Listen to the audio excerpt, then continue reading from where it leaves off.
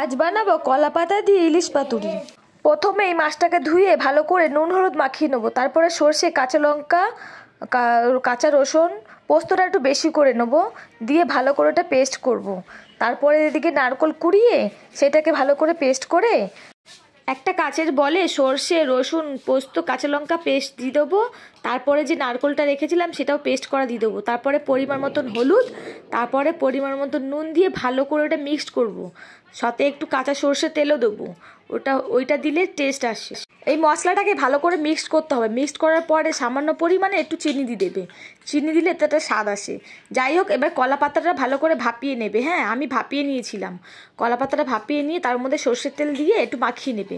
তারপরে যে মিক্স মশলাটা আছে তার মধ্যে ইলিশ মাছ দিয়ে ভালো করে ডুবিয়ে ডুবিয়ে দু পিঠ ভালো করে মাখিয়ে কলা পাতা দিয়ে তারপরে ভালো করে পাতার মধ্যে বেঁধে নেবে।